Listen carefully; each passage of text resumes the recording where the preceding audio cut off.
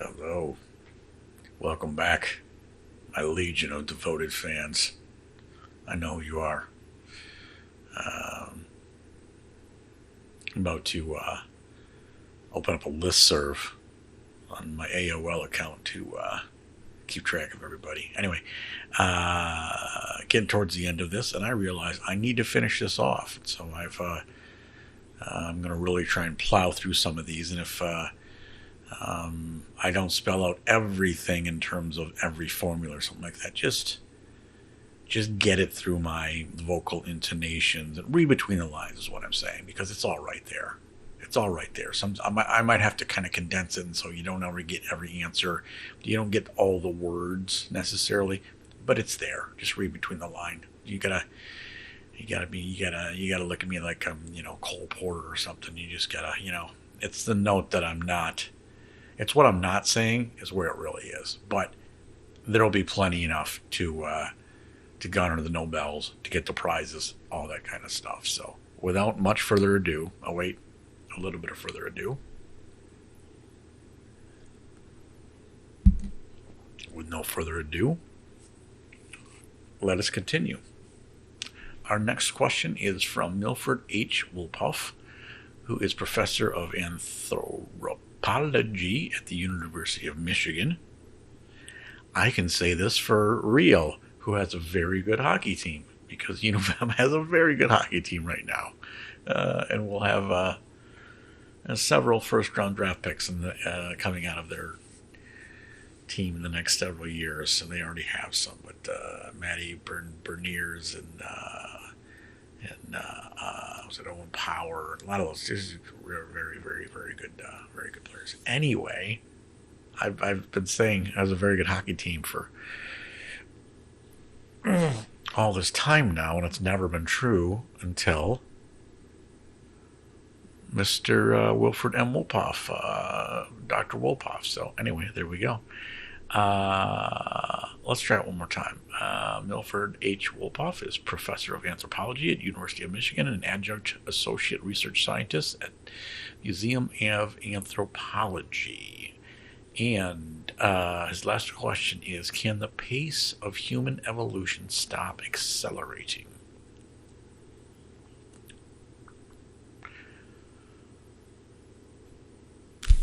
Well, let's talk about what are we talking about here? Because when I hear human evolution, I think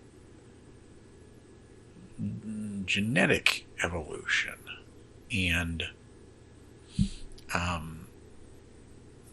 if we're talking about genetic evolution, you could certainly make the argument that the pace of genetic evolution isn't accelerating. Simply because we're having more. On one part, we're kind of more intermixing. So you could say that because of the intermixing, we're not as evolving kind of like on different branches as much as we used to. But you could still say that even if we're intermixing more, which I think is a great thing, why not? You could still say that the whole group of us is just boom accelerating, but I don't think that's necessarily the case on a genetic level, because we don't have the genetic drivers as much necessarily as we did before, because it's easier to live.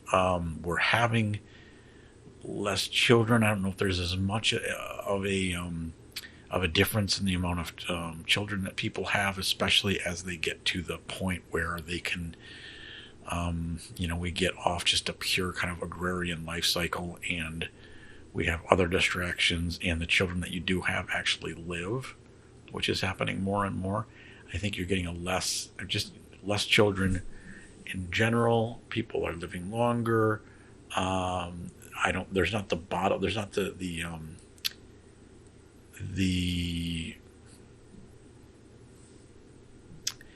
force of nature isn't as powerful, I would say, in just being like, okay, well, if you have this set of genes, boom, you're dead, you're gonna die off. So if you're just talking about it on a genetic level, I don't know that you could even say that the pace of evolution is accelerating right now. I think maybe that's a very arguable point. In fact, it might actually be slowing down on a purely genetic level. However, if you're viewing evolution from a wider level of just, okay, what's the average human's behavior circa 2021 now versus circa 1821 versus 1221 versus 21 versus BC 21,000 years. That I would argue, and I think if the good doctor here is arguing about that, I think that you could make to the extent that we're kind of riding on top of technologies that we have been creating and are creating, and they are maybe getting the best of us, and now we're just trying to wrangle them a little bit, like we're on a technological rodeo and we're trying to stay in the saddle and we're not in the saddle. I think it's more like we're on a wave, trying to ride the wave.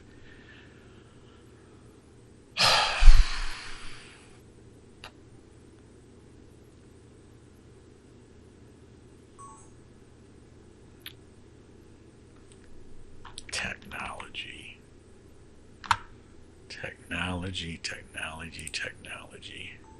There, look at that.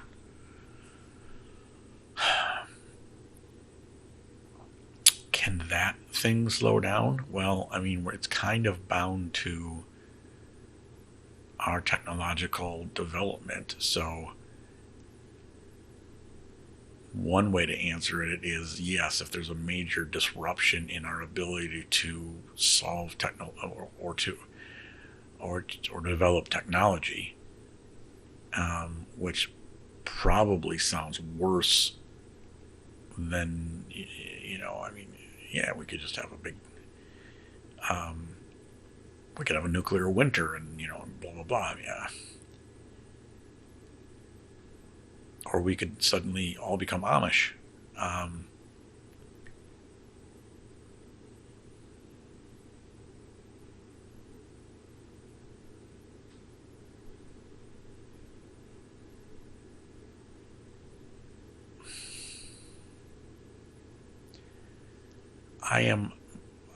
I'm more thinking in the line that what's going to happen is it just increasingly it makes less sense to call us human.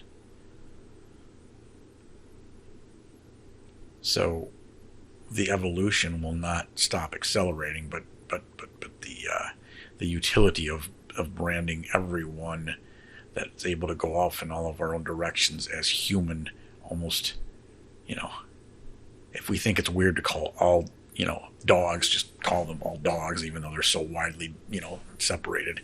Think of humans in 500 years if we're still around with all of the possibility that will exist.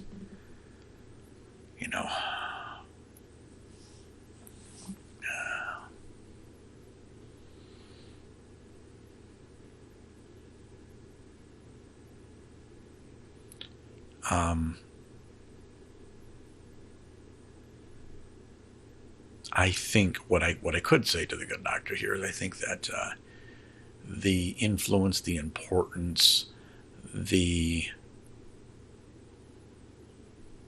primacy of genetics will hopefully no longer be that much of an issue, because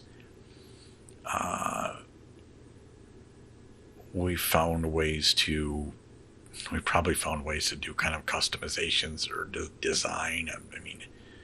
Genetics in one way is just engineering. So we'll probably have found ways to eradicate major genetically caused diseases, or mediate them, whatever.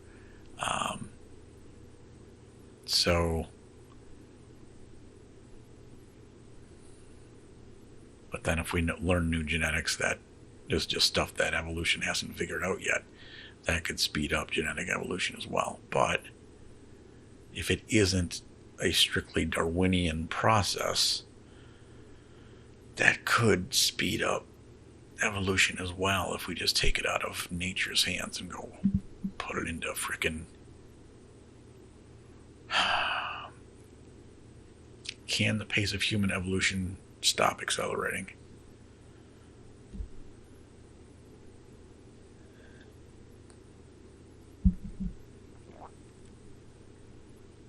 So the answer to your question, Dr. Wolpoff, of can the pace of human evolution stop accelerating? It certainly can, and that would almost be certainly worse of an outcome than the alternative.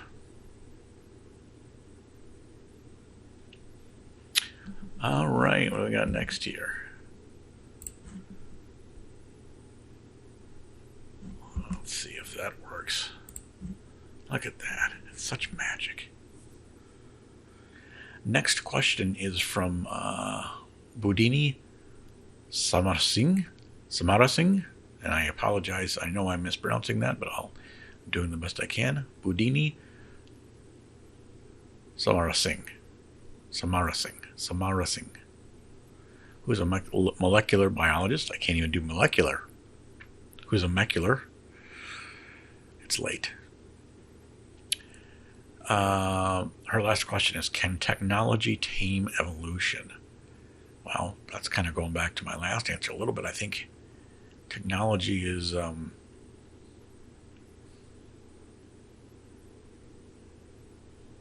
do you call an evolution? Again, I mean, like genetic evolution. I think technology is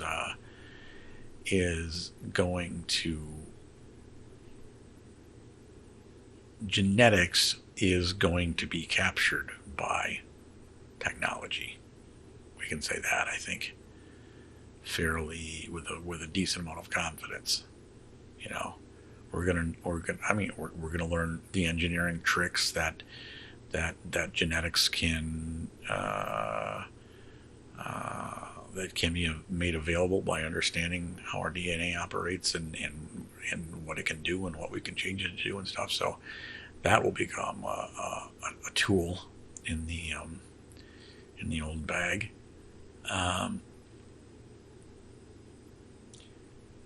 Can technology act as an equalizer to mediate differences that maybe were created from evolutionary differences or something?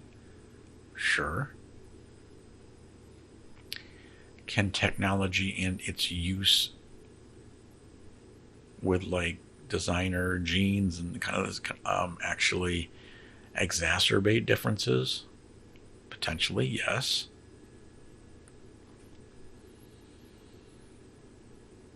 I feel like it's kind of one of those questions where it's like, you know, it's like the early adopter versus the mainstream versus the whatever. It's like when something first becomes available, you know, it might make, you know, it's the first adopters that are going to benefit, or the uber rich or the whatever, and then only they can kind of get it, and you can mediate this somewhat with policy decisions, with governmental things and stuff like that. But you know, mediate a little bit. But so maybe at first, genetic technologies and stuff like that benefit like the uber rich and stuff, but they're not having 15 kids and stuff like that anyway. So, but then as it goes on, it becomes more of a mainstream thing, and you know, just like everything else, it just kind of like works its way, and economies of scale and all that kind of stuff. So it really depends on what you're calling evolution. Are you calling it just genetic evolution? Are you calling how we are behaving differently and spending our time on average as a species? Are you calling that evolution? What are you calling evolution?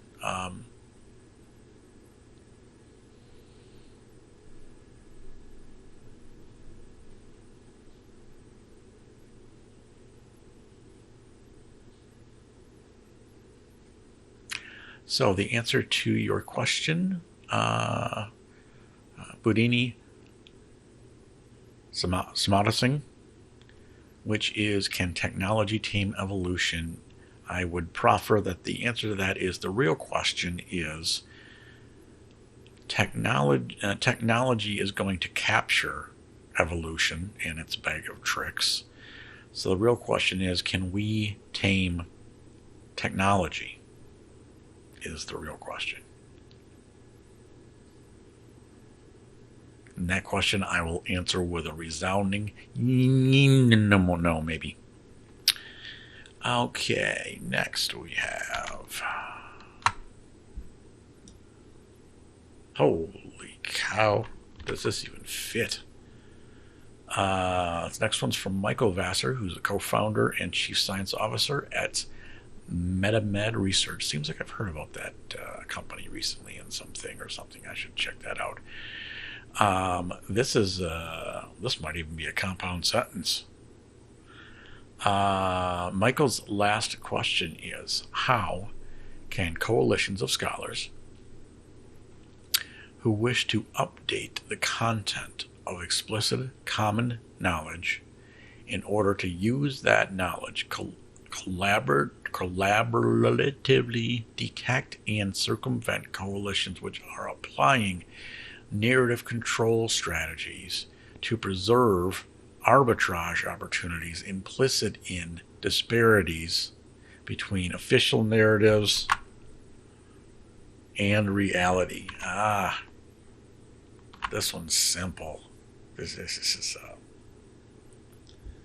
I did this in Excel.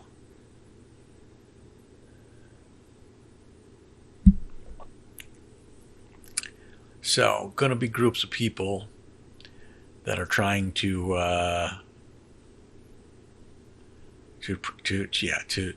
arbitrage, the way things are, and to gain leverage by benefiting from, common understanding and how they actually see reality.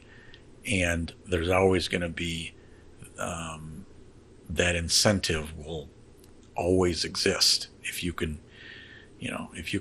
cheat the system somehow by just being like, you actually know how it's working and everybody thinks it works this other way. That incentive will always be there. So how could you have a group of white-hatted scholars to son of a bitch. Son of a bitch. Why does this keep doing this? At some moment, I'm going to figure this out.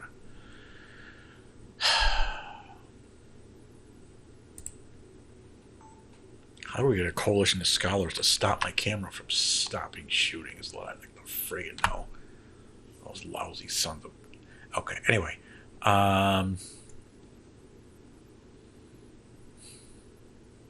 Explicit common knowledge.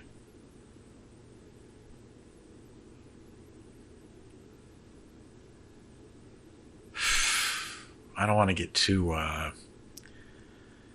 epistemologically fluffy here, but I mean, when I hear like explicit common knowledge, like this is the way we know things work, it's like, man, I get a little nervous about that because there is so much, once you start getting past 2 + 2 = 4 and, the sum of a triangle in Euclidean space, the angles have to add up to 180. I mean, I'm just saying explicit common knowledge isn't all it's cracked up to be, I think.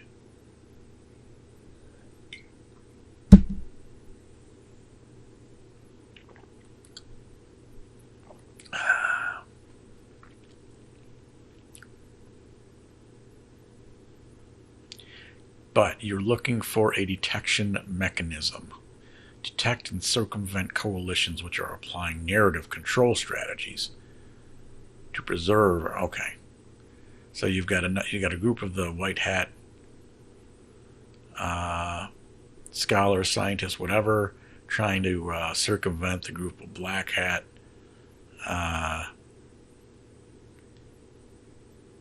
distorters and disguisers and whatever of reality in order to to leverage the distance. And you want some way for the white hats to be able to get in there and do that.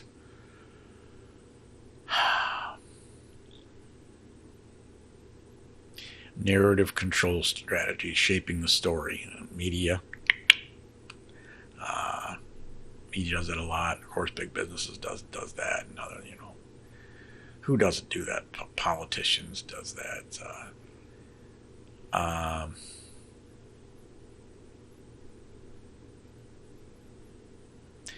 Well, it's phrased as a how, which means I can't just say it's not possible. Although I have to kind of give a how.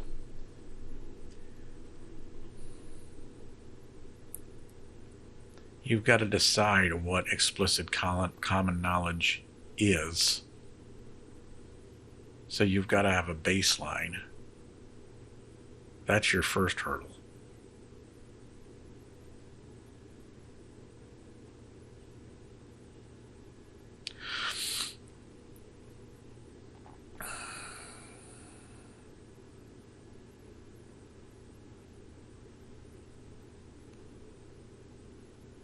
I also think you're setting. I mean, I get where Michael's coming here.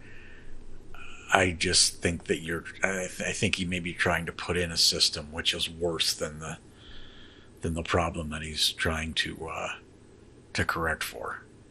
I mean, I'm not 100% on that, but I don't know. You start trying to kind of shepherd and you know, that comes with a boatload of ignorance on my end because I don't know how big this problem is. But I just, I'm a very big proponent of the free flow of information and whether or not it's true. Also, you're talking about common knowledge that's explicit and everybody gets it right. It's like common knowledge changes, Common knowledge isn't always right. And having a body that just says this is the common knowledge that is right might be more dangerous than letting people get away with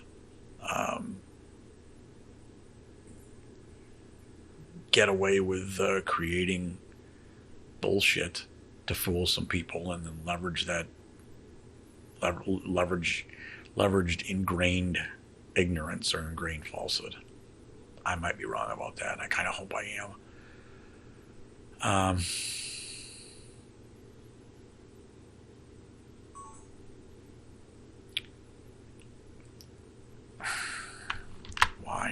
Why?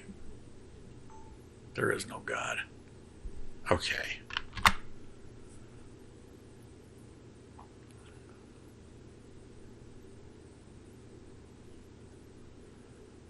Well, you've got to decide what is explicit common knowledge. So you have to have an accepted library, some kind of library of this is the way things are. So first you got to get that. Good luck. I wish you well. But you've got to get at least a provincial or for the time being, this is our body of knowledge that we're calling this is true.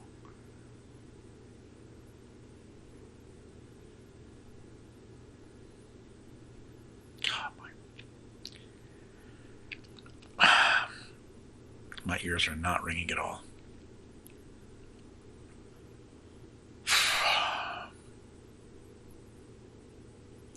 You've got to define that body of knowledge.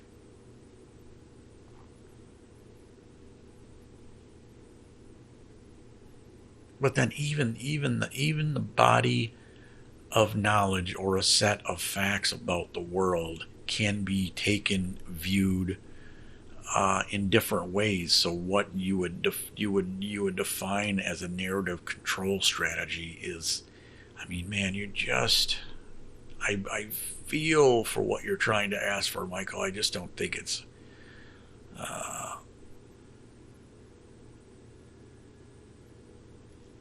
that's a very difficult task.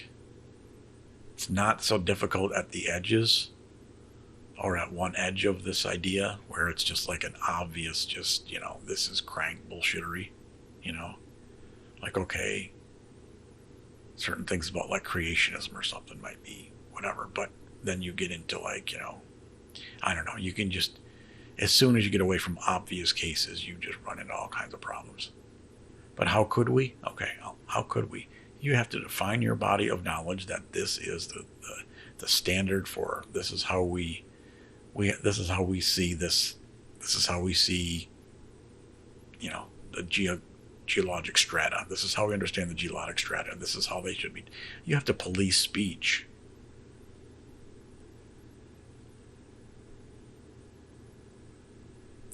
You would have to police speech in such a way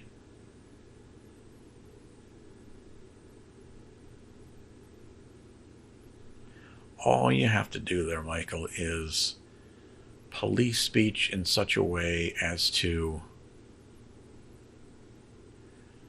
basically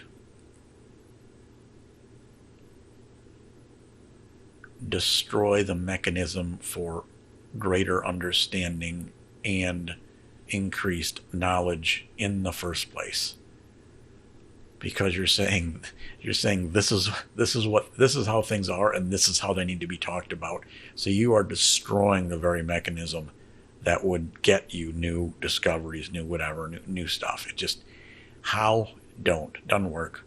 Can't do it. Sorry. It's a feature, not a bug. Even though it sucks.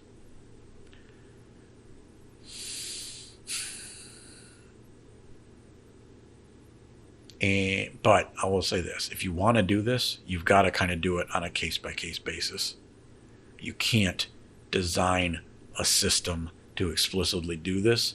You can design an organization or a group of folks that look for these things. But you won't be able to design a system which does it. Just kind of in the same way that you can't. I'll get some flack over this, but it's like you can't.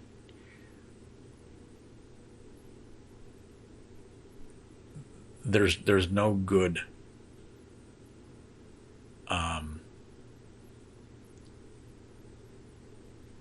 Almost no good restrictions on free speech. I mean, I think we've got a pretty decent one in the U.S. that is officially like, okay, you can't incite violence, but you can't just incite violence. But besides that, it's pretty much all bets are off. So you can't limit like bad speech or speech you don't like or something like that. You're going to run into the same types of issues because this will boil down into a free speech issue. So you have to counter bad narratives, and you have to just bring them to light. So what you would need to do is have a coalition of scholars that are also good at bringing these issues to light so that people can see them and bring and sunlight being the best disinfectant. That's how you have to do it. You can't just proactively shut it down. You can proactively say this organization does this, watch this, they've done this, they're going to do this again, blah blah blah. But you can't proactively shut down speech, which I think basically is what you're trying to do here. So the answer to your last question, Michael Vassar, is you can create an organization. They can be watchdogs. They can be on the lookout for this kind of thing and bringing it to light. Absolutely, but you can't make it illegal, and you can't design a system that like tries to find things like this, but not that'll shut it down. You've got to shut it down or delegitimize it by persuasion, not by systematic control. Systematic control, bad for this type of thing. Thank you for the question. Next we have Maria Spiropoulou. Hopefully that's close, Maria. Maria is the Shangyi Shen Professor of Physics at the California Institute of Technology and founder of AQT InQnet. I'm not sure what that is, but There's letters. Maria's last question is, could super intelligence be the purpose of the universe? I don't know what you mean by super intelligence, but if you're meaning some type of hive intelligence where it's more than, maybe where our multiple biological minds are kind of connected in some type of networked, more words, more words, more words, I'm smart. Yes. This is thoughts like this are interesting. That it's just like,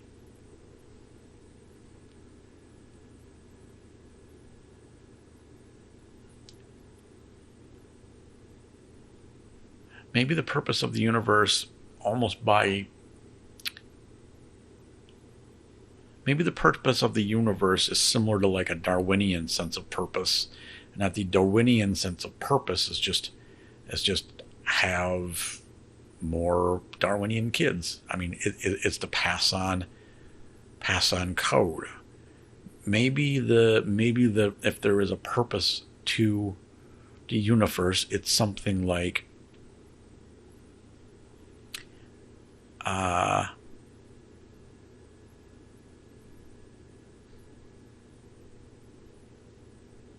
build complexity out of simplicity. And complexity at a certain level engenders intelligence.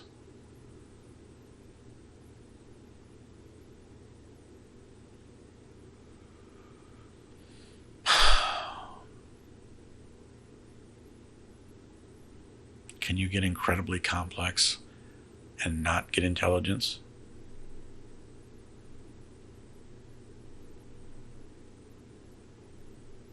Where's our entropy?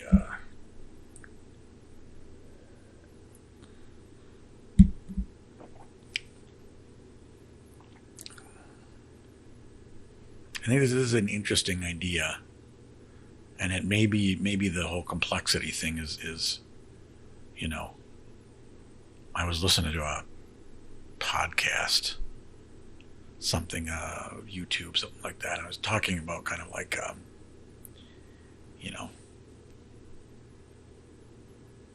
words. Um, it's just this idea that it's like what do they call it, the drunkard's walk or something like that. But it's applied to kind of evolution, where it's just like you just wonder how things got more complex and more complex as evolution kind of took off. Well, like if something is very very simple and then you apply a random process to it, you know it will get more complex just because randomly it can't get any simpler. You know what I'm saying? So it's just even if it doesn't know where it's going to go, there's a wall here where it can't get simpler. It can only get more complex. And then more complex things have the ability to create, it will, more complex things have the ability to influence their environment and create more complex things.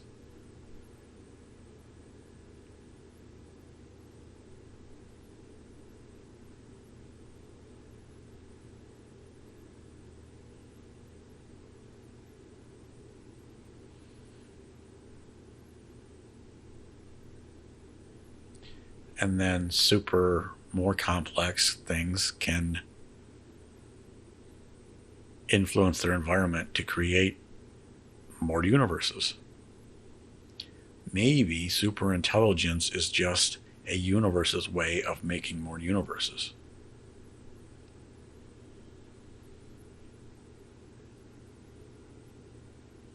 Maybe that's how we get the multiverse. It's not you know it's we get the multiverse from out of intelligence creating more universes. So it's almost a Darwinian. It's like it doesn't have to be that way, but every universe that doesn't create intelligence doesn't get passed on.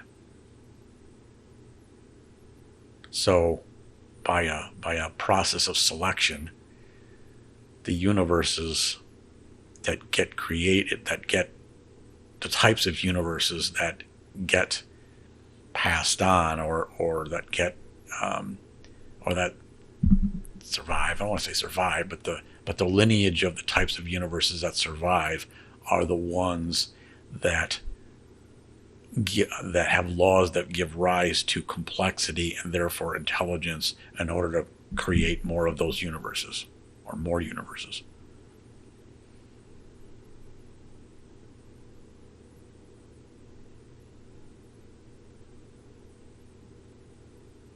So yeah, I'm sticking with that. So a little bit of a spin on your answer, Maria, but yeah, I think you're on the right track.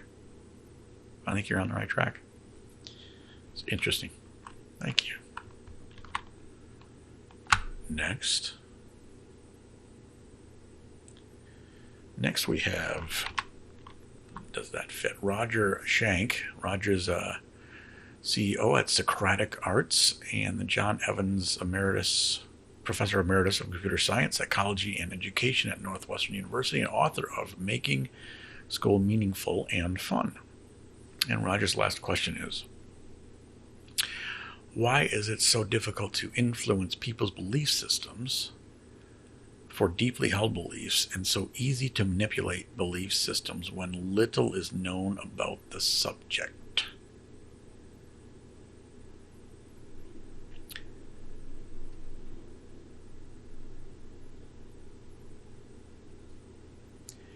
Well,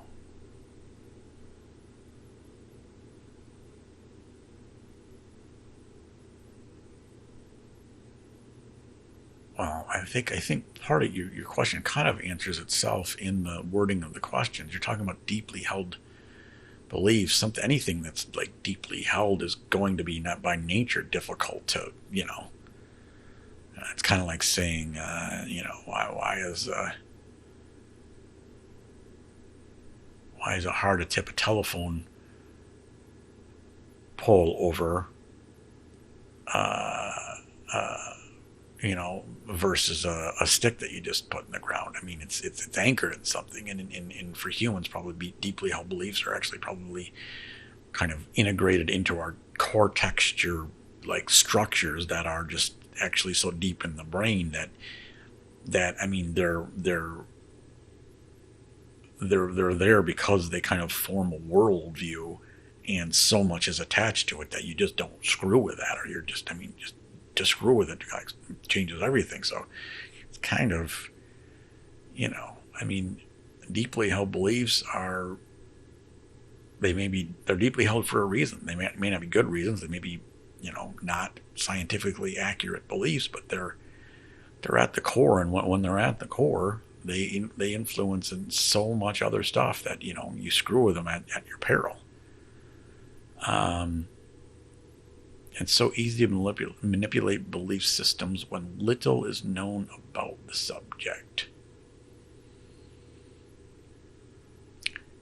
Well, then it's low stakes, right? It's potentially low stakes. I mean, if little is known about the subject, it's like coming upon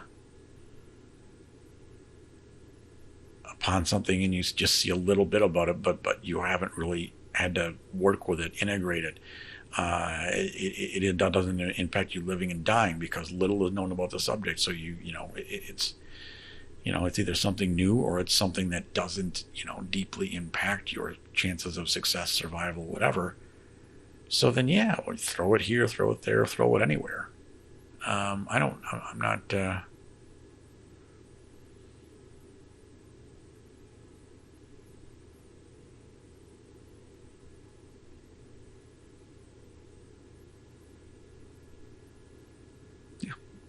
I'm going to stick with that. That's my answer there, Roger. It seems rather of a elementary answer, but I'm not seeing the deeper mystery here. So, thank you for that question.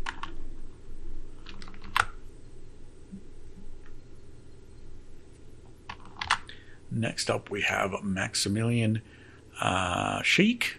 Sheik. I'm not sure how you pronounce that, but I'm sure the more times I pronounce it will be the more times I pronounce it wrong. So we'll just say this. Maximilian is associate professor in arts and technology at the University of Texas at Dallas. At least I got that right. Maximilian's last question is, what are the beautiful curiosities that artificial curiosities can't comprehend?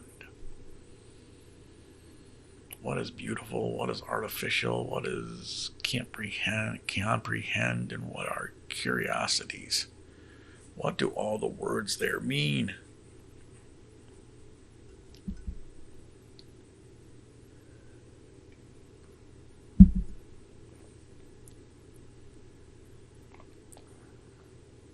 I mean, really, what is artificial? Artificial is a weird word.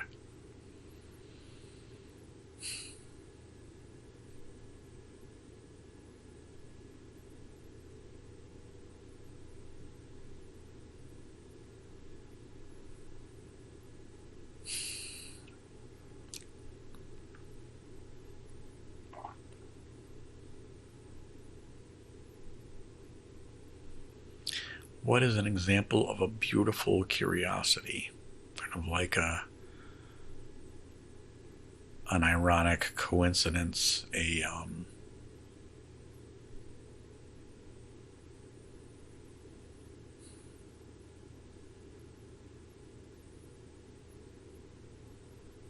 poetic discovery. Artificial curiosities can't comprehend. Artificial curiosities seem almost like forced curiosities, or I'm not. I think I need about 2 more beers before I can truly answer this one adequately.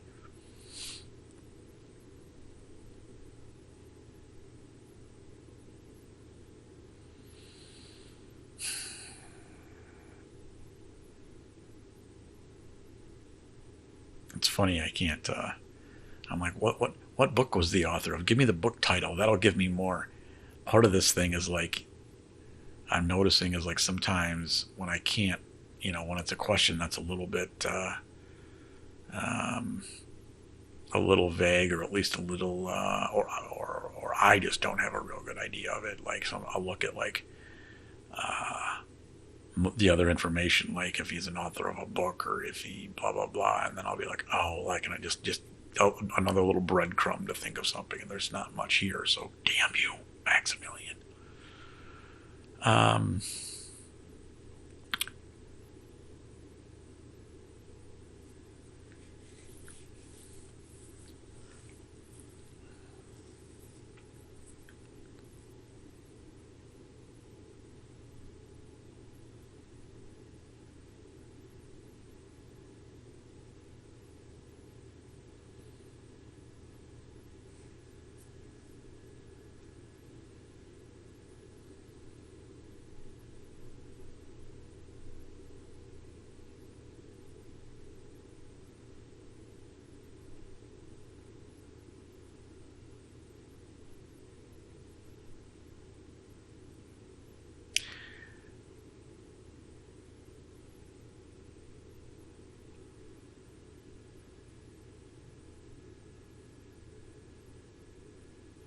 I think when you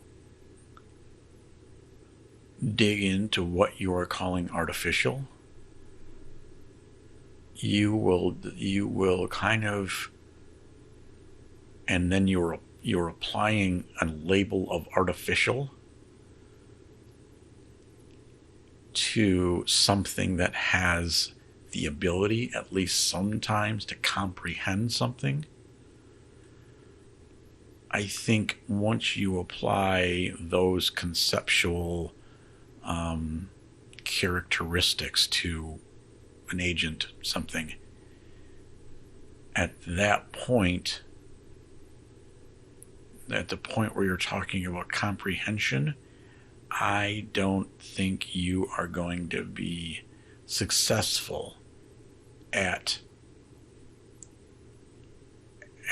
being able to label something artificial when it's potentially capable of comprehension.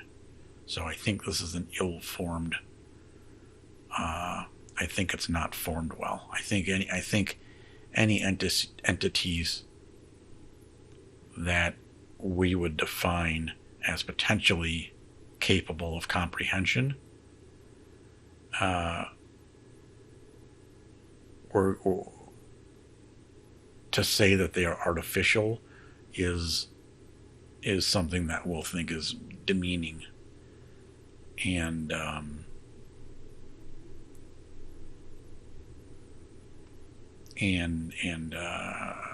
parochial and specious, probably. So there's your answer. Comprehension precludes strong claims of artificialness versus non-artificialness. Next, we have Richard Saul-Wurman. Richard is the founder of TED Conference, EG Conference, TED MCD Conference, architect, cartographer, author, information architects. Richard's last question is, clarify the differences between understanding, knowledge, and wisdom that could be communicated to a literate 12-year-old and recommunicated to their parents.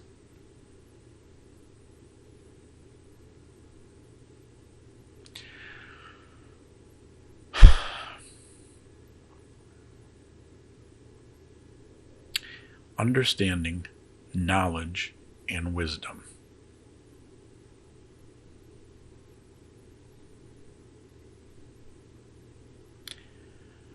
Well,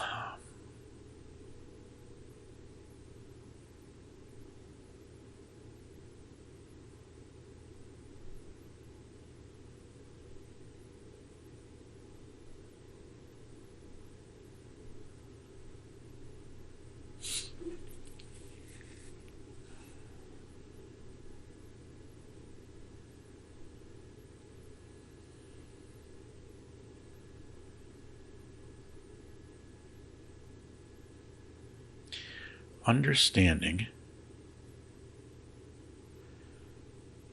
is the ability to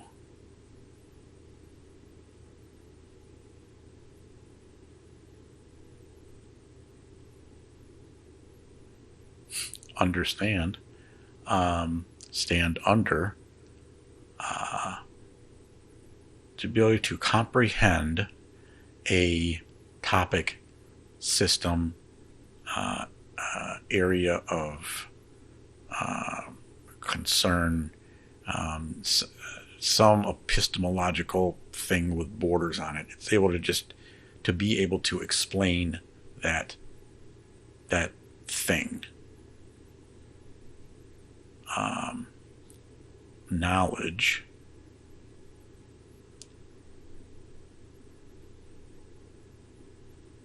is the ability to take that understanding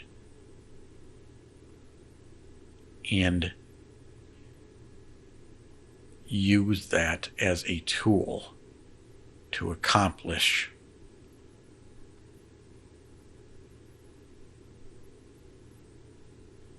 a goal. Wisdom is knowing, after having the knowledge and the understanding. Wisdom is the ability to discern whether or not you should be using that knowledge, how you should be using that knowledge, what priorities of the use of different knowledge you should be doing in order to pursue a meaningful life.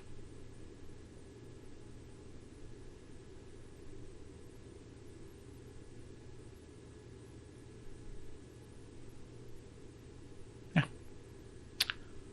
So that's my answer. Short, distinct, and there it is. So thank you, Richard. Good luck to you and Ted. Next we have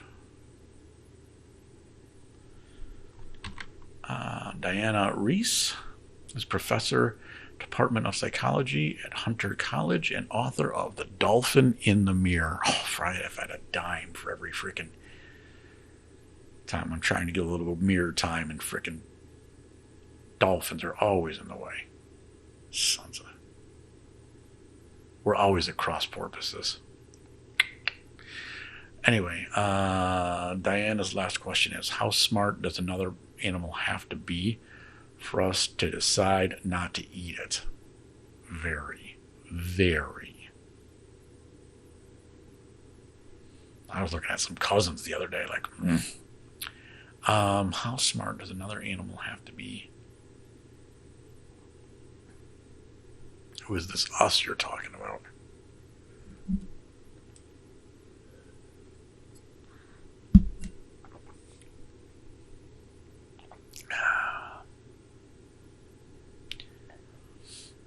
Well,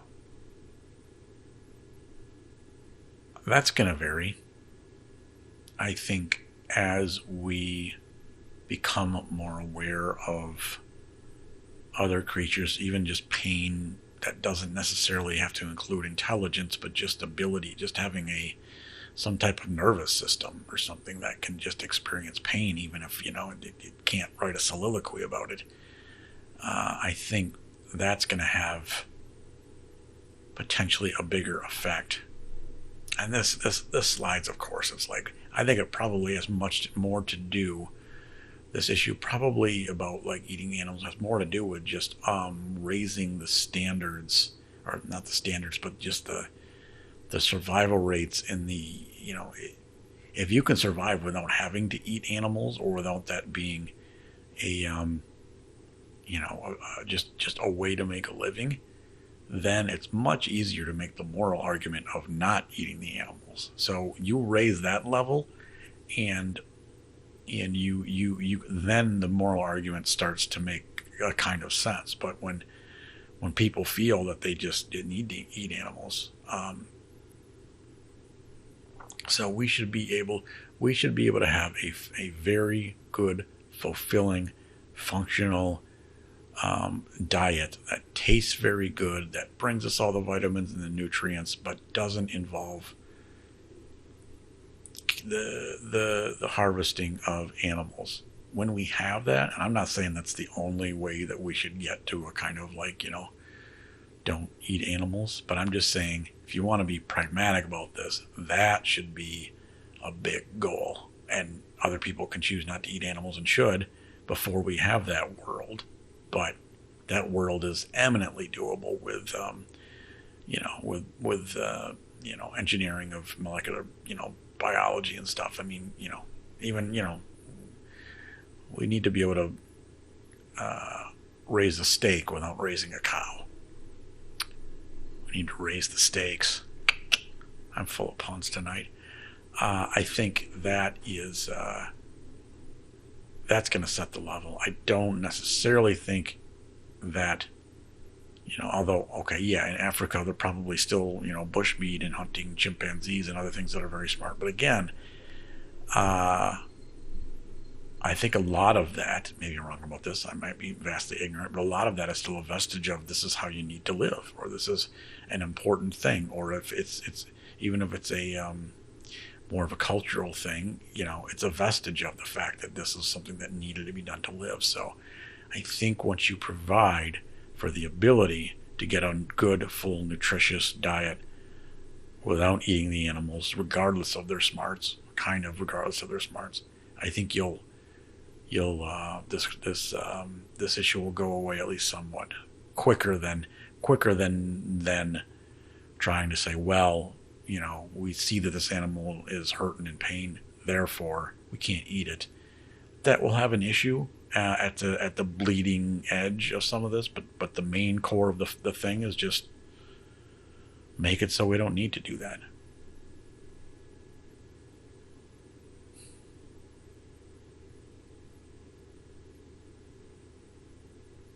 Raise the stakes. So, Diana, thank you for that. See if I got one more in me, because my the voices have coalesced into just one ringing voice, and man, is it annoying the shit out of me. So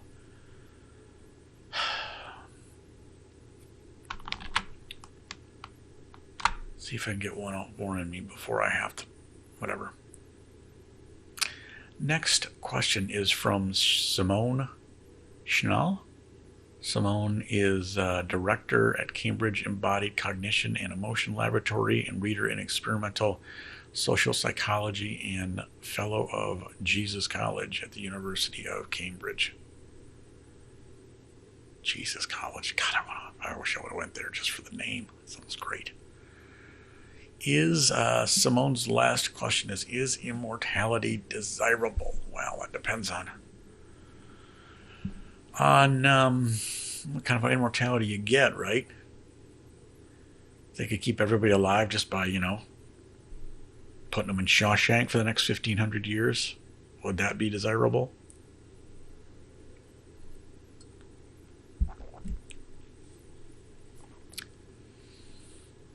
Immortality is also giving up the freedom to die, right? In some way. Like, I guess it's not if you can just say, well, you can live forever, or you can just kill yourself. I mean, I guess that's not. I guess you still have the freedom there, but.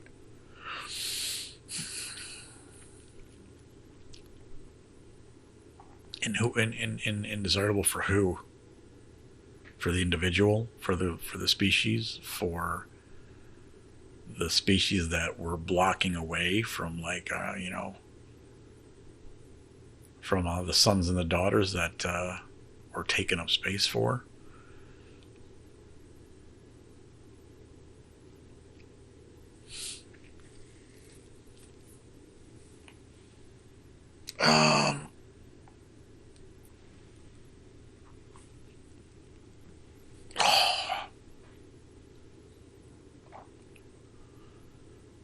Is immortality desirable?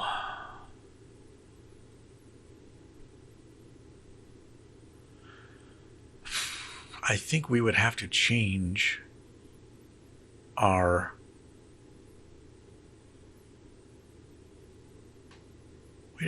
minds. We'd have to change so much about how we conceptualize things. Because we're just, even though we don't necessarily think about death, it's kind of like, it's just built in. It's just built in. I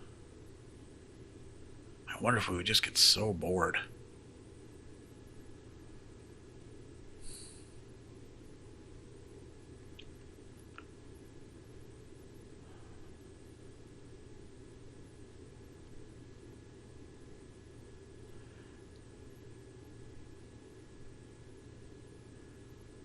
I think immortality would have a hard time being desirable unless we could find new challenges and new identities. I think in some ways growth, however loosely you're going to define that, needs to be a prerequisite for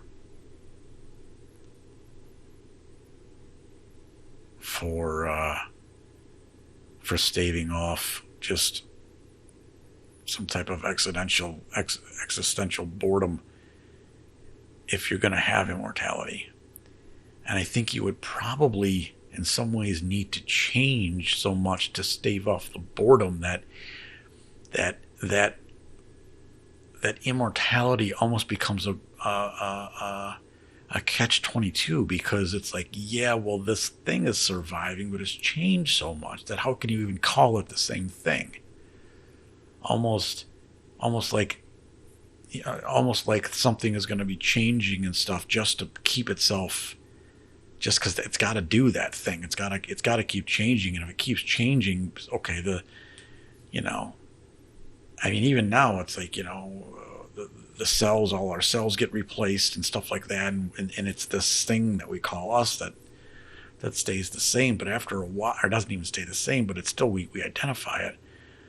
But if we're going to sit there and live forever, we'd have to keep changing and keep modifying to stave off something, I think, just to stave off frickin' second law of thermodynamics in a more epistemological context. And if we do that enough, then I don't even know if the concept of immortality holds the same valence, or maybe we'll put it this way: if in a world where we are the potentiality of a physical immortality is something that can be accomplished, identity becomes the key thing. You know,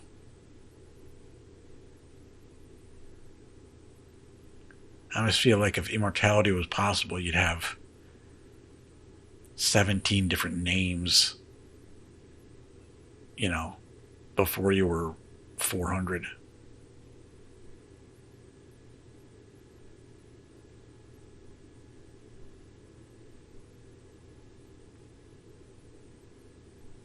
So the answer to your last question, Simone, is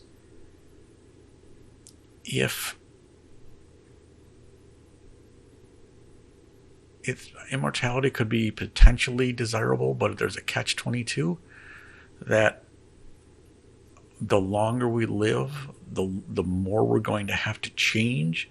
And so even calling something one unique being becomes its own kind of it makes a little bit more sense, or a little bit less sense, or maybe a lot less sense, because our identities would just have to change so much that calling one thing the same thing over all that time just kind of seems a little crazy, you know, like almost like, you know, it's like we call something a chrysalis, and then a butterfly, and then whatever. And it's like, well, yeah, they're kind of the same thing, but I mean, they undergo a metamorphosis. So immortality may be might go hand in hand with a type of metamorphosis of identity that renders a physical immortality not necessarily a moot point, but it just kind of throws a big wrench into the whole thought. So that's my 2 cents, maybe. Thank you for the question, Simone, even though you didn't design it for me. I'll be thinking about this for several lifetimes. Thank you for that, and I have to take a break because I'm going a little bit crazy right now. So we'll see you on the flip side. Cheers, alo.